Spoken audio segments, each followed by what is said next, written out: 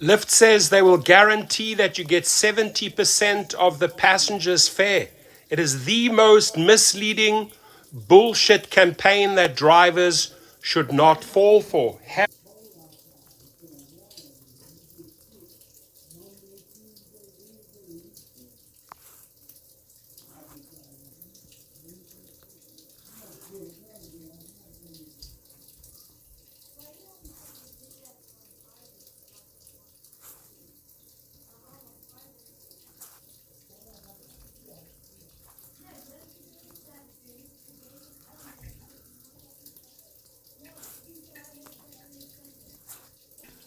Now, granted, what I just showed you, as you can see, I was paid more than 70% of the fares, more than 70% of what the passenger paid. Now, Lyft could be fixing stuff, and it makes it seem like I'm being paid to 70% or more than 70%. I don't really know. Only way for me to find out is to ask the passengers what they paid, and then put that up against what I'm getting. But again, one of the reasons why I'm being paid more, or at least I'm getting more, is because I'm only driving when I get a bonus on rides. As you can see right here, 20%, 40% downtown, and so forth. And if you're wondering why it says view issues down here, oh, he's been deactivated. No, I was in an accident, and I'm waiting to get my car fixed so I can send them pictures and everything. So once my car gets fixed, then I can go ahead and I get back on the road and drive for Lyft. But again, I detail cars from home. Well, no longer from home. Well, currently I'm in my own shop right now.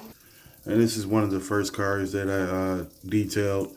He's putting it up for auction. But again, I don't really know where Ax Torson, which is the rideshare professor, where he's getting all his information for. I don't know if he still drives for Lyft, if he just, rents out cars to drivers, or what the case is.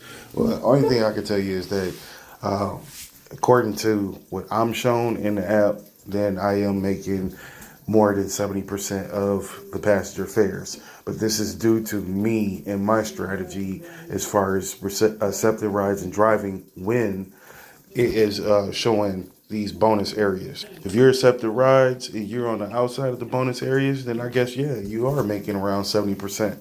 But if you are staying in areas that you know bonuses are normally given in, then you're going to make more than 70% of the fares. At the same time, even the 70% on some of the rides that they send to you, when you got 20%, 30% on the ride, it still is not enough when you look at the amount of time and the miles on that particular trip. It's awesome when you had a short distance to pick up a passenger, but oftentimes those passengers are not ready because they're expecting, oh, they might not get a driver for 10 or 15 minutes, so they're not even ready. And that's bull crap.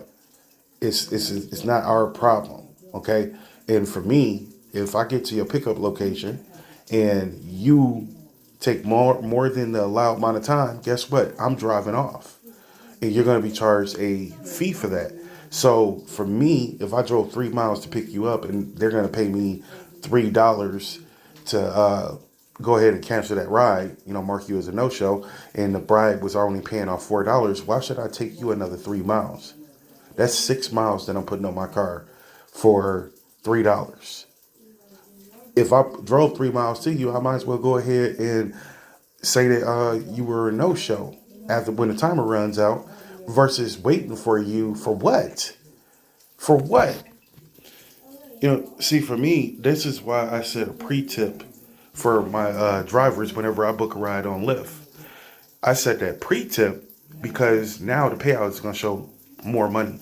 If I'm late at that pickup to get in the driver's car, the driver isn't seeing $3. The driver is seeing $7 or $8. Okay, so if I exceed the time limit, if they leave me, they only get the $3 fare. They don't get the tip. See, that's smart thinking. If you are not sure if you're always going to be ready, but you have a pre-tip on there, you can guarantee that the driver's going to wait for you. But the driver's not going to wait for you when the ride is only paying out $3. So in the minimum we get for canceling the ride is $2 to $3. So if we wait a few minutes more than the allowed amount of time, we'll get to 3. But generally, if we are driving 2 or 3 miles to you, then we'll get paid $3 if it's a no-show. And so I'm not about to sit there and figure out what time you're going to come out. And it kills me because most of the time when people come out and they're late and the time is expired and they get in your car, you start driving, they want to ask you for favors. Hey, you think you can stop right here? It's only going to take me 2 minutes. See, that lets us know that there's bullcrap because everybody always says that it's only going to take them 2 minutes. Why not 3? Why not 4 minutes? Why is it always 2 minutes? You don't know how many people are in line at that store. You can't say that it's only going to take you 2 minutes. But the point is that a lot of times people are unaware of what we're getting paid for these rides. And so for us, it doesn't make any sense to just sit there and give you the ride when we're going to be paid just about the same amount to just mark you as a no-show. Back to Torsten, I like watching his videos and everything, but at the same time, sometimes the stuff that he's saying, it doesn't make any sense. I'm assuming that he's thinking that maybe passengers are going to see his videos and start to be more generous to drivers and everything. No, people are not going to do that. People are taking the ride to work and a ride home, and they don't know what they're going to pay by the end of the week. They don't know if they're going to be able to cover their rides and tips. You know, and so it's really difficult for people to make that decision to do it. You know, and this is one of the reasons why I cherry pick, because what's the point of accepting every ride or just accepting them because they have 5-star rating? I don't know what they were charged for the ride. And again, just to make sure that people understand, is where Lyft pays you your bonuses. Let me show you, like this ride challenge bonus that you see right here. Okay, where do you think that money comes from? It comes from the overcharging the passengers.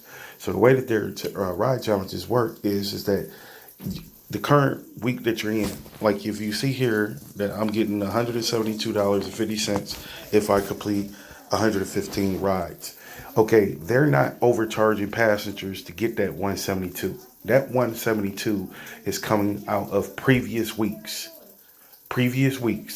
Some rides where they overcharge passengers, you know, during busy times, high demand times, and even after paying my 70%, Lyft may have made still 30% more than what they would normally make off of that particular ride. They're going to take a part of that 30% and put it away, and this is where I'm getting my bonuses. This is where everybody's getting their bonuses. Every driver knows that they would talk to a passenger where they ask the passenger, well, how much did you pay for this ride? Passenger said $15. The driver is looking at their payment for that ride, and they're like, well, I got paid 12.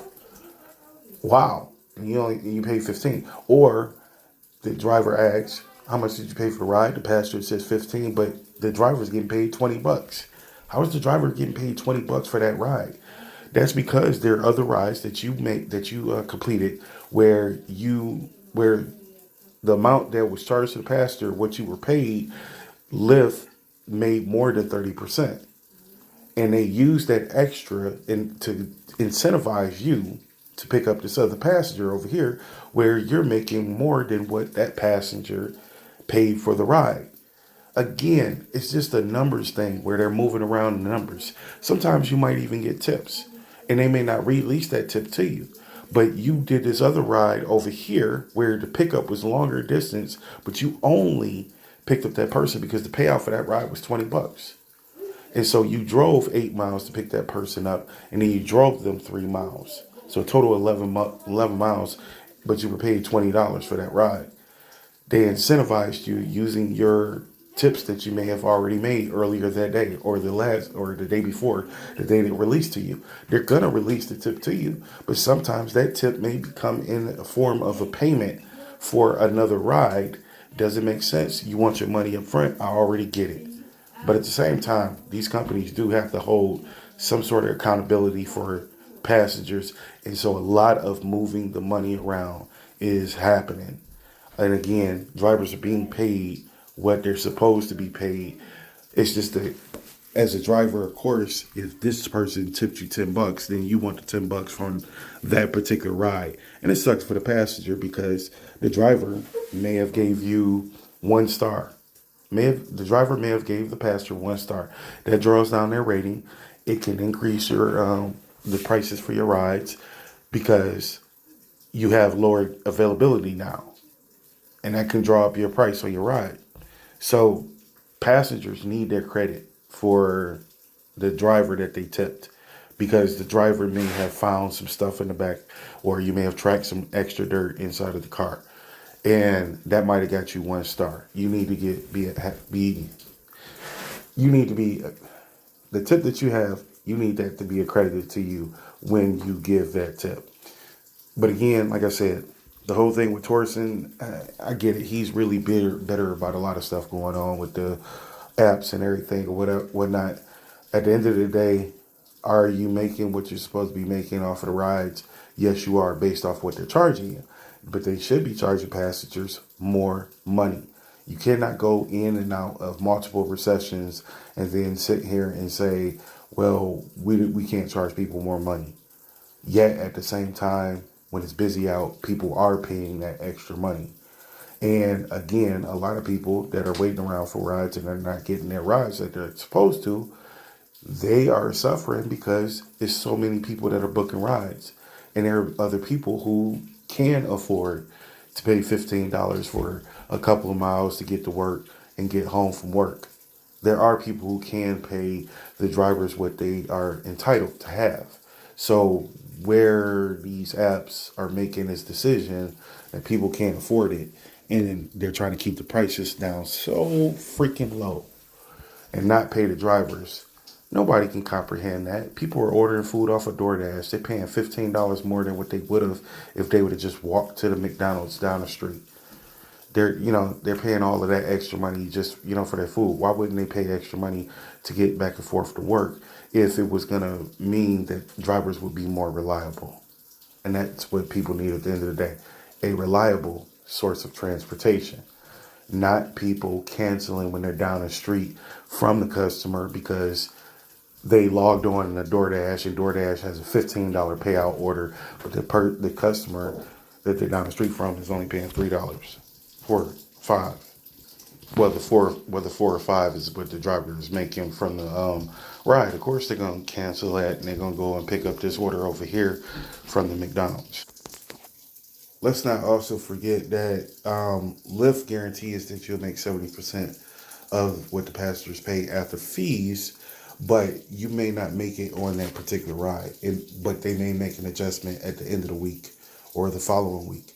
So the adjustment will be made. I've had that situation happen quite a few times where the adjustment has been made a little bit later. I wasn't expecting it, didn't know exactly what they owed me or anything like that. And that's the biggest problem right there. Unless you're tracking every ride, writing it down, and paying attention to what the app says the customer paid, you don't really know what's supposed to come to you. You have to rely on them and them getting the numbers right if you're not tracking all of the information that's being provided.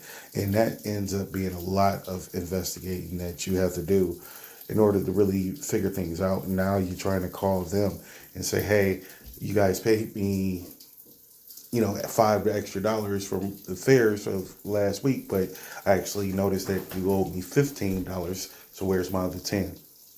Now they have to look into that, and they may or may not issue the money out because your numbers may not be right.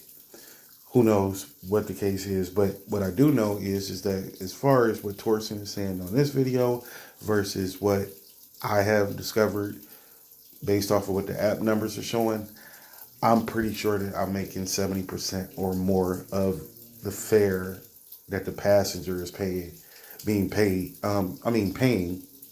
even with fees being taken out.